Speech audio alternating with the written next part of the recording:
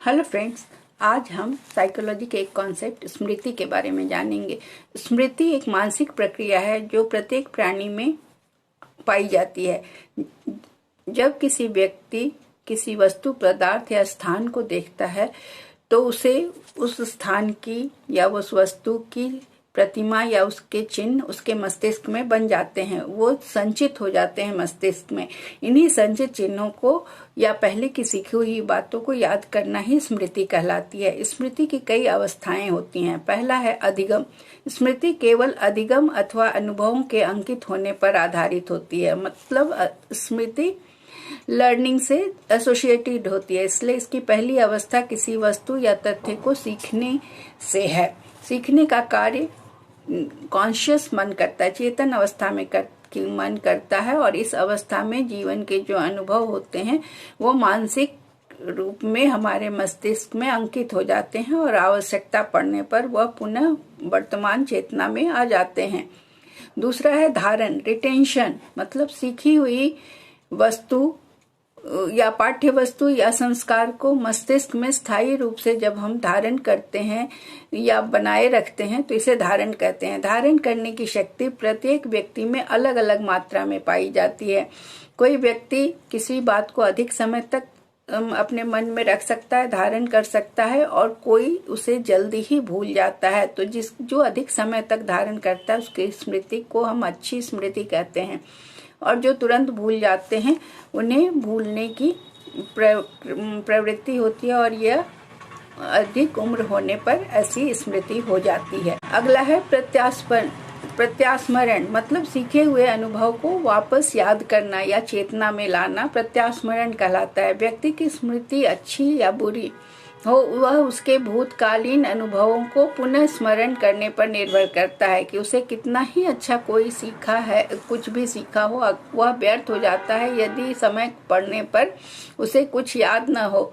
तो जिन बातों को व्यक्ति उचित तरीके से धारण नहीं करता, उन बातों को वो प्रत्यास्मरण करने में उसे कठिनाइयों का सामना करना पड़ता है, उसे दिक्कत होती है।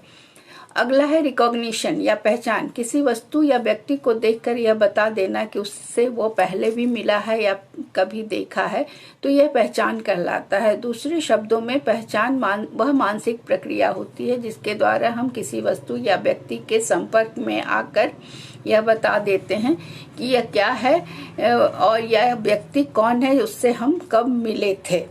तो स्मरण रहे कि पहचान और प्रत्यास्मरण में वही संबंध है जो मस्तिष्क का शरीर से है।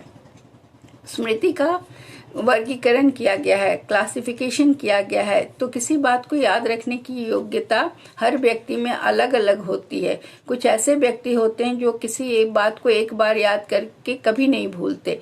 कुछ व्यक्ति ऐसे भी होते हैं जो एक बात को बार बार याद करने के पश्चात भी उसे भूल जाते हैं। तो इन भिन्न भिन्न योग्यताएं जो व्यक्तियों में पाई जाती है उसके आधार पर स्मृति का वर्गीकरण किया गया है। तो स्मृति हो पहली प्रकार जो है स्मृति की, वह है तात्कालिक स्मृति। मतलब उस स्मृति को तात्कालिक स्मृति कहते हैं जिसमें व्यक्ति किसी बात को सीखते ही तुरंत बता देता है, सुना देता है।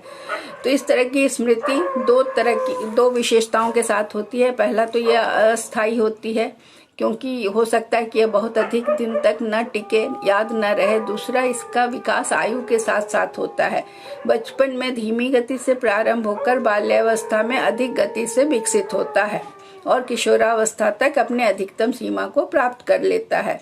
दूसरा होता है स्थायी स्मृति। स्थायी स्मृति में सीखी बात को अधिक समय तक हम याद कर सकते हैं।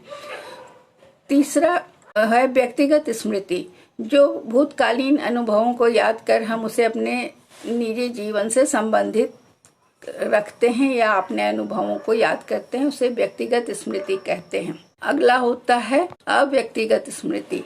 पुस्तकों और साथियों से सीखी हुई बात को याद रखना अव्यक्तिगत स्मृति कहलाती है, जिसमें कि निजी अनुभवों का कोई स्थान नहीं होता।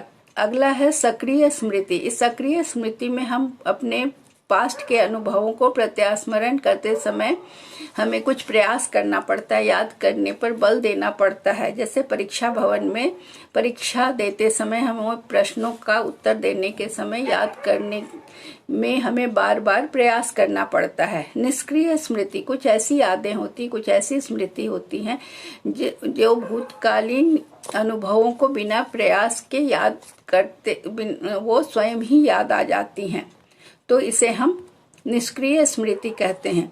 यांत्रिक स्मृति, यांत्रिक स्मृति आदत जन्य स्मृति होती है। यह शरीर को जब किसी कार्य को करने की आदत पड़ जाती है तो व्यक्ति को उस कार्य को याद करने के लिए विशेष प्रयास की आवश्यकता नहीं पड़ती है। जैसे कोई व्यक्ति अगर साइकिल चलाता है तो वो बिना स्मरण किए फिर से साइकिल चला सकता है या गाड़ी चला सकता है जिस प्रकार उसने पहले सीखा था।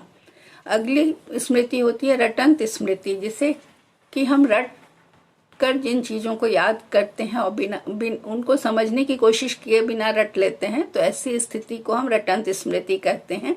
यह बाल्यावस्था में बहुत तेज होती है क्योंकि इस समय हमें इसी से बच्चे गिनती, पहाड़े इत्यादि बहुत जल्दी रट जाते हैं। इस स्मृति को अच्छा नहीं समझा जाता है। अगली है तार्किक स्मृति। इसमें किसी बात को बुद्धि के प्रयोग के द्वारा सोच समझकर सीखना और आवश्यकता पड़ने पर उसे पुनः याद करना तार्किक स्मृति कहलाती है। जो इस स्मृति को वास्तविक स्मृति की संज्ञा दी है बर्गसन के द्वारा दी गई है। अच्छी स्मृति की विशेषताएं हैं कि ये अधिगम में सहायक होती हैं, कोई भी तथ्य को हम सरलता पूर्वक याद कर लेते हैं। दूसरा है कि इसको हम अधिक समय तक याद रख सकते हैं। और तीसरा है कि हम जल्दी से सीखी हुई बात को रिकॉल कर पाते हैं, तुरंत उसको बतला सकते हैं, दोहरा सकते हैं।